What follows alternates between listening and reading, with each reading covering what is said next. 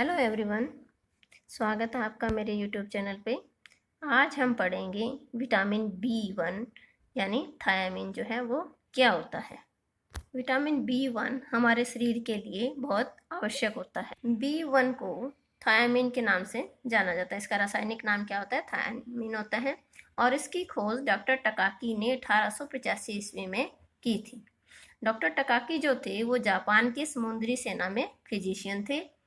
उन्होंने समुद्री सेना के जवानों में बेरी रोग को दूर करते करते इसकी खोज की।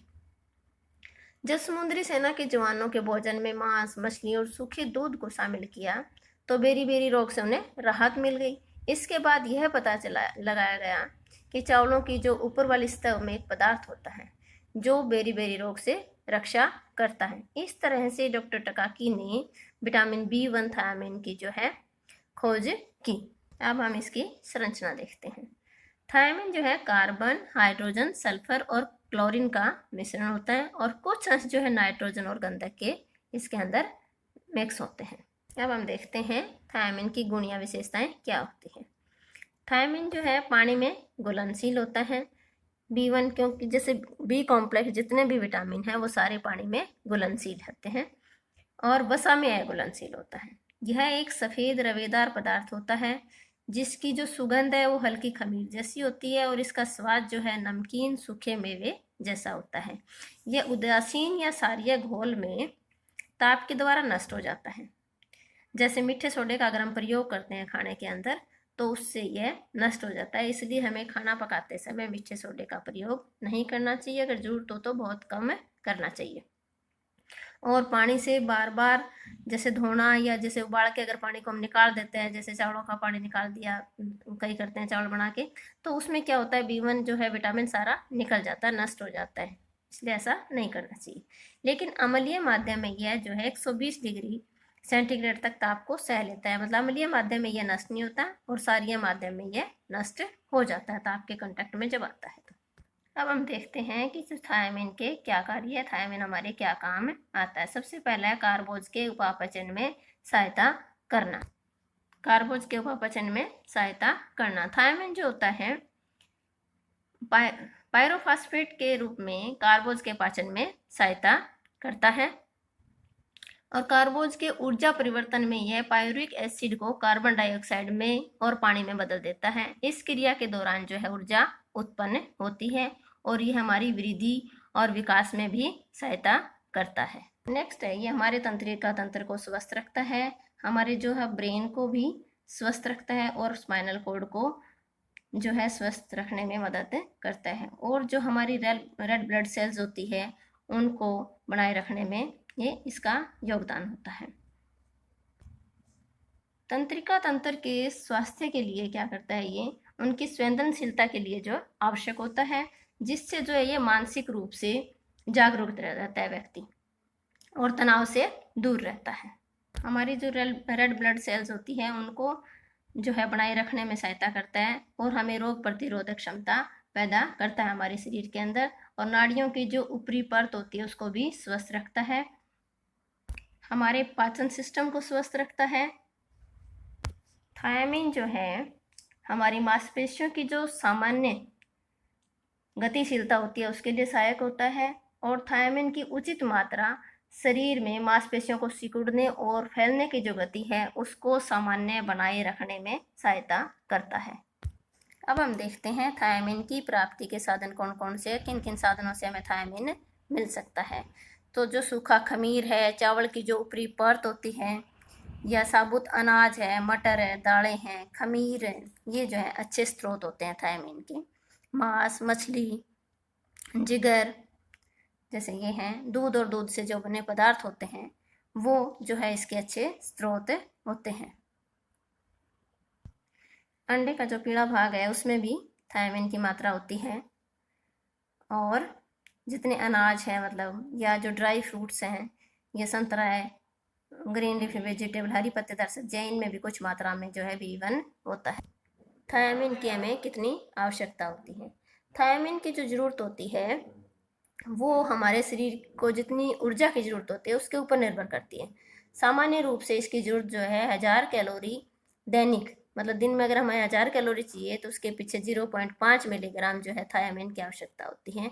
तो जितनी कैलोरी चाहिए, मान लो 1000 से फालतू चाहिए, 2000 चाहिए कैलोरी, 3000 चाहिए, तो उसके पीछे जितनी हमें कैलोरी चाहिए, 1000 कैलोरी अगर हम यूज करनी है तो उसके साथ हमें 0.5 मिलीग्राम थायामीन की भी ज़रूरत होती है। अब हम देखते हैं थायामीन की जो है कमी का प्रभाव क्या होता है। शुरू शुरू में जब विटामिन B1 की कमी होती है तो सिर में दर्द होना, चिड़चिड़ापन होना, गुस्सा आना, थकान होना, नींद ना आना और कमर में दर्द हो जाता है। आदमी में मतलब वीकनेस आ जाती है, वेट लॉस हो जाता है और बिल्कुल सूखा इस तरह से हड्डियां नजर आने लग जाती हैं। आदमी में B1 थायमिन की कमी के कारण चिड़चिड़ापन हो जाएगा, वो अस्थिरता, गुस्सा, भय, भूख कम होना, भार का कम होना। लेकिन जैसे जैसे रोग बढ़ता जाता है, नींद नहीं आएगी उसको, सांस का फूलना, सिर का दर्द होना, थकान होना, टांगों का भारी होना, मतलब टांगों में जो है पानी भरना शुरू हो जाता है। और थायामीन की लंबे समय तक या बहुत कमी अगर हो जाती है तो बेरी नामक रोग हो जाता है। ये बेरी जो है वो 3 तरह की होती है। एक सेशो बेरी मतलब बच्चों के अंदर जो होती है, दूसरा होती है वेस्क बेरी और तीसरा होता है रकनिक एनसीफेलोपैथी। वेस्क बेरी जो है वो 2 तरह की होती है, सूखी बेरी और गिल्ली बेरी। अब हम पढ़ते हैं शिशु बेरी के बारे में कि शिशु बेरी में क्या होता है। ये ज़्यादातर जो है छोटे बच्चों में ज़्यादा होती है जो माँ का दूध पीते हैं। इसका मुख्य कारण होता है कि माँ के आहार में थायमिन की जो है बहुत कमी होती है, अत्यधिक कमी होती है, जिससे बच्चा जो है बेचैन हो जाता है, चिड़चिड़ा हो जाता है, हर समय रोता रहता है, उससे पेशाब भी कम आता है और पैरों और हाथों में पानी के जमने के कारण जो बच्चा है फूल जाता है। इस तरह से सूजन आ जाती है बच्चे के शरीर पे और बार बार उसको उल्टियाँ भी हो सकती है। जब बच्चा रोता है तो उसकी आवाज़ भी नहीं निकलती। ये कई बार क्या होता है, इस अवस्था में बच्चे की जो है हृदय की गति अगर तेज होने के कारण जो है उसके अचानक मृत्यु भी हो सकती है। और अगर बच्चे के अंदर लंबे समय तक थायमीन की कमी रहे तो भूख के कारण उसकी जो है भूख मर जाती है, भूख नहीं लगती और मरासमस जैसे लक्षण उसको दिखाई देने लग जाते हैं। जैसे मरासमस का आपने पीछे पढ़ा था। मरासमस जो है प्रोटीन कैलोरी कुपोषण होता है। तो थायमिन की अगर लगातार कमी रहे तो भी जो है इस तरह के लक्षण उसके अंदर आ सकते हैं।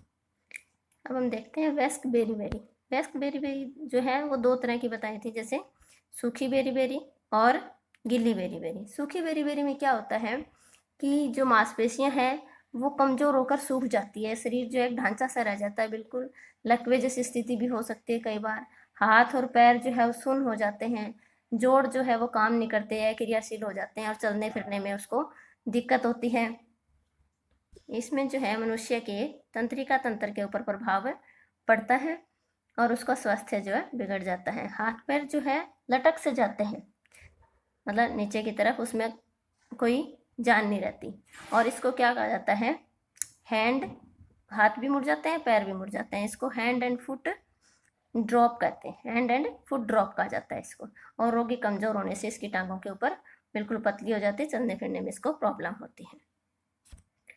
नेक्स्ट है गिल्ली बेरी में क्या होता है कि इस अवस्था में शरीर में अत्यधिक मात्रा में पानी इकट्ठा होने के कारण जो है शरीर सूजा सा हो जाता है, सूजन आ जाती है, सांस फूलने लग जाती है, दिल की धड़कन तेज हो जाती है, टांगों में दर्द होता है, जो मतलब ऐंठन सी होती है कड़क हो जाती है और दर्द होता है टांगों के अंदर। ओडिमा जैसी स्थिति हो जाती है, मतलब पानी बन और चलने फिरने में उसको जो है दिक्कत होती है। ज़्यादा गंभीर अवस्था में रक्त संचालन में भी विकार आ जाता है और कई बार जो है हृदय की गति रुकने के कारण जो है मृत्यु भी हो सकती है। नेक्स्ट है एक्निक एनसीफेलोपैथी। ये कब होता है, जब व्यक्ति में थायमिन की बहुत ज़्यादा कमी हो जाती है तो उसमें इस बीमारी के जो है लक्षण दिखाई देने लगते हैं। इस रोग में आंखों को घुमाने में कठिनाई होती है, चलने में बहुत ज़्यादा कठिनाई होती है और मानसिक रूप से कमज़ोर हो जाता है। और लास्ट में क्या होता है, कई बार हृदय गति बंद होने के कारण मृत्यु भी हो सकती है। तो अब हम देखा कि बेरी जो है वो कितने तरह की होती है, 3 तरह की होती है। सेसो बेरी, वेस्क बेरी 2 तरह की होती है, सूखी बेरी और गीली बेरी और तीसरी है रकनिक एनासीफेलोपैथी।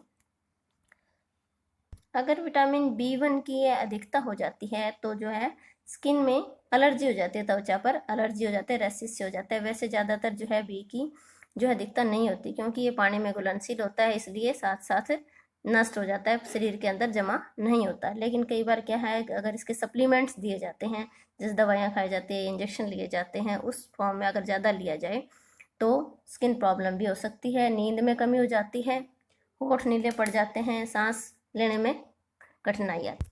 तो आज हमने विटामिन B1 थायमिन के विषय में पढ़ा। तो आशा करती हूँ कि आपको समझ आया होगा, और अगर समझ आया है, अच्छी लगी हो मेरी वीडियो, तो आप इसको शेयर करना ना भूलें, ताकि शेयर करोगे तो दूसरे बच्चों को भी इसका फ़ायदा होगा।